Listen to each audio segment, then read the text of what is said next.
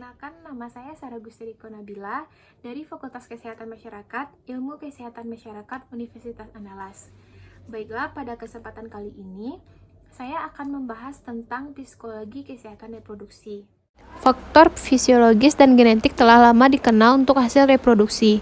Misalnya, anak-anak yang lahir dari orang tua yang masih remaja atau orang tua yang sudah usia lanjut tentunya memiliki risiko tinggi yang merugikan. Namun, usia orang tua tingkat lanjut juga telah dikaitkan dengan karakteristik positif, seperti kecerdasan yang lebih tinggi pada anak-anak. Penelitian terbaru terus mengeksplorasi efek positif dari usia orang tua pada kemampuan intelektual keturunan dan penjelasan alternatif telah dicari. Influence usia orang tua pada kecerdasan keturunan tampaknya tidak dimediasi oleh demografi yang membingungkan atau faktor sosial ekonomi. Namun, sebaliknya, usia ibu yang lebih tinggi mungkin lebih penting untuk nilai tes kecerdasan unggul dalam keturunan. Dalam hasil kesehatan atau kelahiran, usia optimal untuk memiliki anak-anak adalah pada usia 25 tahun sampai 35 tahun. Selanjutnya, kematian dan kesakitan ibu. Meskipun perempuan hidup lebih lama dari laki-laki, namun mereka berada di kerugian karena kapasitas reproduksi mereka dapat mati sebagai akibat dari kehamilan, tenaga kerja, pengiriman, atau pasca partum. Bahkan di dalam negara-negara etnis memberikan peningkatan risiko kematian ibu dan untuk perbedaan antara pria dan wanita pada umumnya. Selanjutnya ada pergeseran usia dan konsekuensi reproduksi. Di Eropa dan Amerika Serikat, studi demografis telah menunjukkan usia pergeseran terkait dalam waktu kehamilan dari angka sejak tahun 1980-an. Wanita di atas usia 35 tahun sekarang lebih mungkin untuk hadir sebagai first time mother dan mereka cenderung memiliki lebih sedikit anak. Domain perbedaan dan pemberdayaan perempuan dan laki-laki mempengaruhi kesehatan, kesejahteraan, dan kualitas hidup. Interaksi kompleks antara perbedaan individu, perilaku, sosial ekonomi, dan faktor biologis disebabkan oleh banyak komponen dalam masing-masing domain ini. Yang pertama ada sosial ekonomi, yaitu kesetaraan sosial, perbedaan budaya dan agama, kesempatan pendidikan, dan kondisi ekonomis. Selanjutnya ada faktor perilaku, yaitu yang pertama merokok, alkohol, dan narkoba, kebersihan dan perawatan kesehatan, dan yang terakhir adalah olahraga.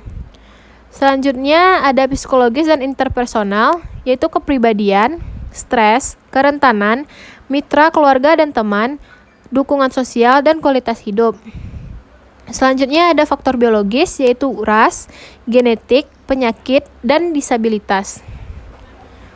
Selanjutnya ada interaksi antara sosial, ekonomi, perilaku, biologi, faktor genetik, dan kesehatan reproduksi. Di dunia, dampak perubahan gaya hidup seperti orang-orang yang berhubungan seks pada usia dini menyebabkan tertundanya konsepsi dan interferensi dalam prakonsepsi serta perawatan kehamilan. Semuanya memiliki efek pada kesehatan reproduksi dan fekundabilitas. Meskipun upaya yang dibuat untuk mengurangi kehamilan remaja sudah banyak, termasuk berbagai usaha yang telah dihabiskan untuk menunda pernikahan dini, namun masih banyak juga yang melanggar. Adapun beberapa faktor yang mempengaruhi hal tersebut yaitu yang pertama ada faktor agama, di mana di negara berkembang aktivitas seksual dan reproduksi cenderung tidak diintervensi oleh konvensi sosial, tetapi cenderung diperintah oleh ajaran-ajaran budaya dan agama yang kuat.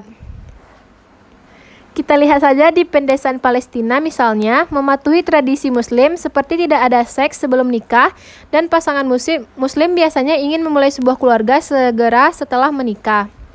Selanjutnya ada faktor sosial, di mana faktor sosial yang tidak terkait langsung dengan kesehatan seperti kemampuan untuk merawat anak dengan cara yang dituntun oleh masyarakat secara optimal, membutuhkan stabilitas finansial yang tidak selalu dicapai.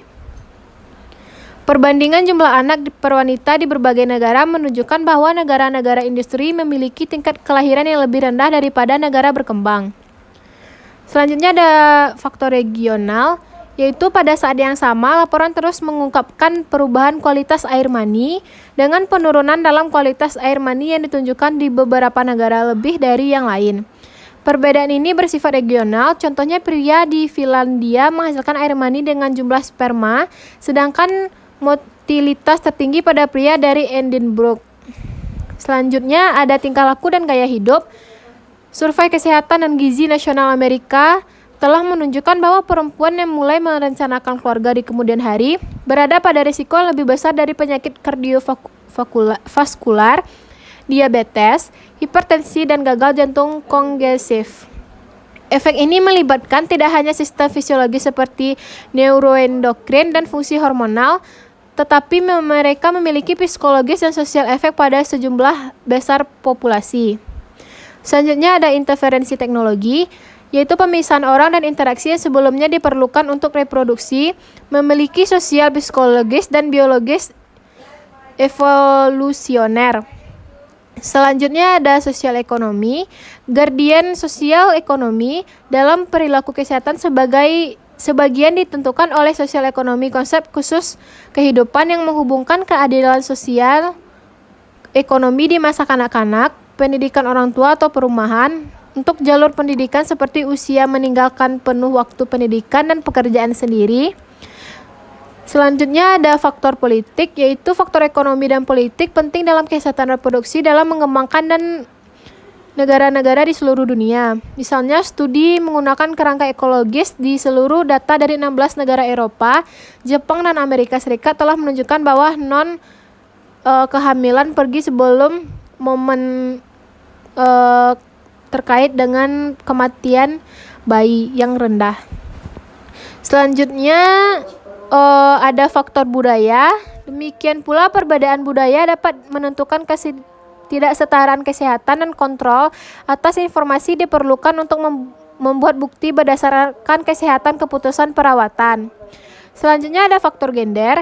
Pemilihan seks menggunakan teknologi modern untuk alasan sosial dan ekonomi merupakan bentuk yang sangat buruk dari diskriminasi. Insiden fetis perempuan adalah mungkin karena hukum mengenai aborsi santai untuk mengakomodasi penggunaan. Selanjutnya ada faktor aksesibilitas, yaitu aspek penting lainnya dari kesehatan reproduksi yang berkaitan dengan individu. Dalam isu-isu masyarakat, keprihatinan mengabaikan kesehatan reproduksi kelompok spesifik, orang dibedakan atau terisolasi karena kemampuan mereka. Orang-orang yang mengidentifikasi dalam masyarakat tuli misalnya mempertimbangkan risiko genetik anak-anak tuli dari perspektif kepada komunitas pendengaran. Selanjutnya ada faktor kualitas hidup. Dari perspektif hak asasi manusia, semua orang memiliki hak untuk eksistensi yang ditandai dengan kualitas hidup dan akses ke perawatan kesehatan, pendidikan, dan pekerjaan. Dari reproduksi perspektif kesehatan, feminis telah membuktikan semakin banyak membahas kebutuhan perempuan dengan belajar kultus untuk membangun identitas sesuai dengan kebutuhan mereka, dan telah membahas masalah seperti seksualitas, menstruasi, dan pengasuhan.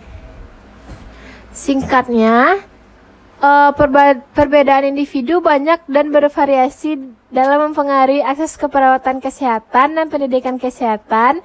Kepuasan dengan kesehatan layanan perawatan diperoleh oleh pemahaman tentang kesehatan penyakit mereka sendiri. Baiklah, semoga dari video yang saya sampaikan tadi dapat bermanfaat untuk kita semua dan dapat menambah wawasan kita terhadap psikologi kesehatan reproduksi. Apabila ada kesalahan dan kejanggalan, saya mohon maaf. Saya sudahi dengan wassalamualaikum warahmatullahi wabarakatuh.